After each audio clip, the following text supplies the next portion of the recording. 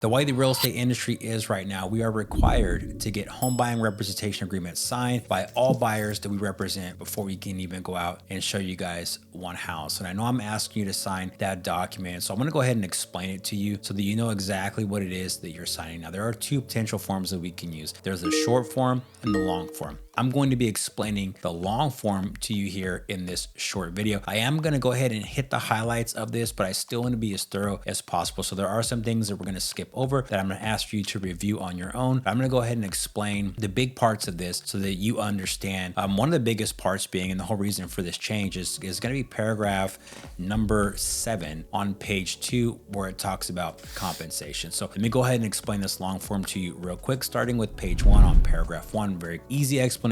It names the parties to the agreement. So you're going to be there as a buyer and we're going to be there as the broker. Paragraph 2 talks about the appointment. And this is saying that you are appointing us as your exclusive agent, your exclusive brokerage to represent you on your home purchase in the market area.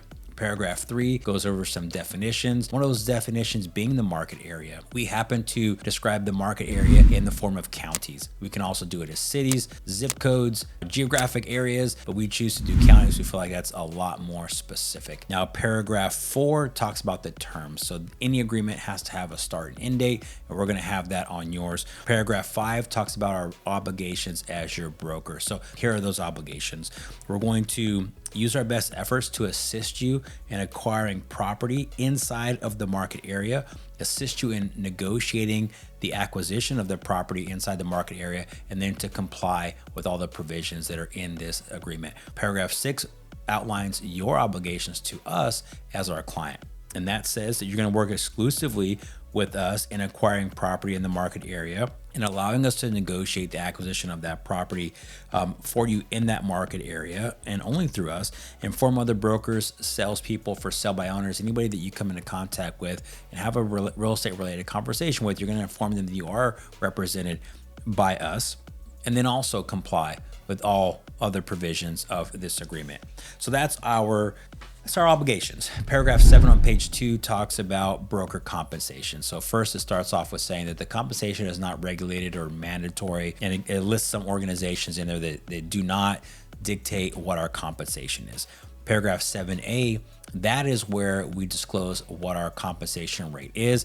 And for us on A1 there, it's going to talk about what percentage we charge for purchases, and that's 3%. Paragraph A2 talks about what percentage we charge for leases, and that is 100% of the 1 month rent.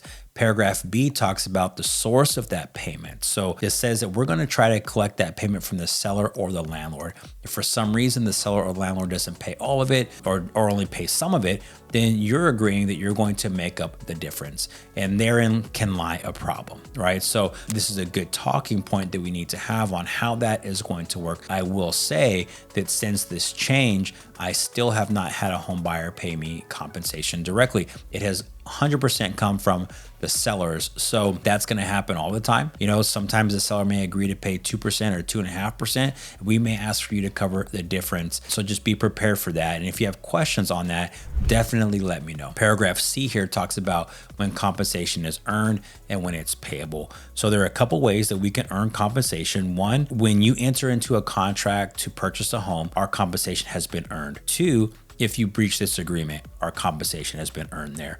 When is compensation payable? So either the closing of the property that you're purchasing is payable then. If you breach the contract, then it's payable then. Or if you breach a contract that you got into with the seller. So let's say that we represented you, you went out and you found a perfect home, you got into contract with them, and you breached that contract with the seller, we could ask for our compensation to be covered at that point. It is then payable. I'm going to skip paragraph D there. It just says that you can buy listings that are represented by EXP, so I guess I didn't skip it after all. Paragraph E talks about any additional compensation. So it talks about what happens if you buy new construction.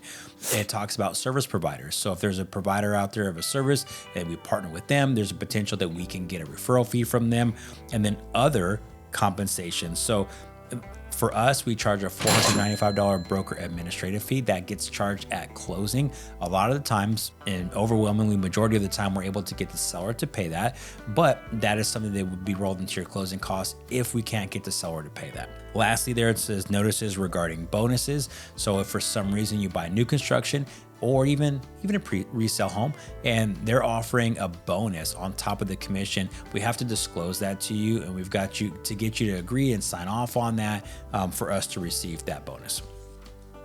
Page 3 here talks about a protection period. Paragraph 8 talks about representation. So this is the representations that you are making to us.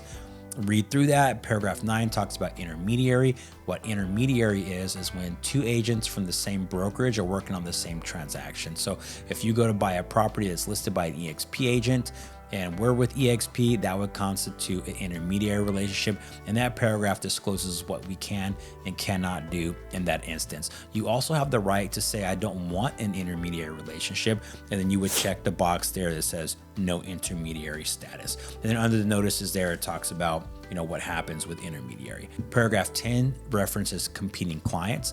This means that any other agent or myself, but any other agent from the brokerage who may show a buyer the same properties that you're looking at, that would be competing clients. Paragraph 11 references confidential information. This means that anything you tell us stays between us unless we're legally required to disclose it. So a lot of times clients are referred to us from friends or family. Maybe your friends or family get involved in the transaction after we've already done this and we have communication with them. We can't tell them anything, right? So it's all confidential. You would have to be the one to relay those informations that you want them to know. 12, 13, and 14, review that. It's all mediation, default, and attorney fees. 15 is the limitations liability. Pretty much if we didn't do the thing, didn't break the thing, hurt the person, then we're not liable and you're gonna hold us not liable. Paragraph 16 references other documents that were a part of this agreement. You see there, the information about brokerage services is checked. So that's a one-page document. It's a disclosure required for us to give to you and explain to you by the state of Texas. And it talks about agency, and it talks about the different types of license holders and what our duties and minimum requirements are. Paragraph 17 is special provisions. That's typically blank, but there may be some special provisions that we dream up we want to put in there, and we can do that because we're parties to the contract. Paragraph 18 talks about additional notices. I'm just going to breeze through these really quick.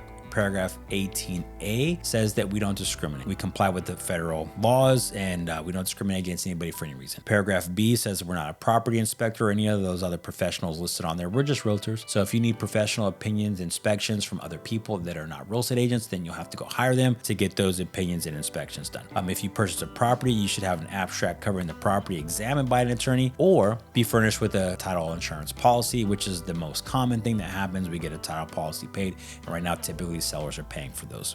Paragraph D here says that you can purchase a residential service contract, which is also known as a home warranty. Paragraph E says when you're viewing a property, you may be recorded. I would say you are going to be recorded, so be careful what you say in the property and just know that you are going to be recorded with or without your consent.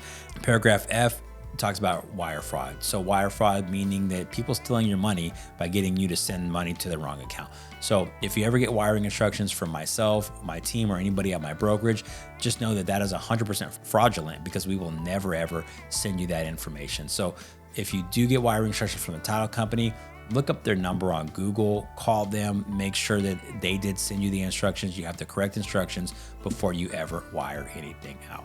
Now, this document does require initials on each page and signatures here on the last page. So we'll go ahead and send that over to you. It may already be in your inbox for you to sign digitally. If you have questions on this, feel free to reach out and let me know what your questions are. You are okay to get this reviewed by an attorney if you would like to do that. Just let me know so I know what to expect on timelines. Also, we have to have this signed prior to viewing any property. So let me know if you have any questions. See you later. Bye.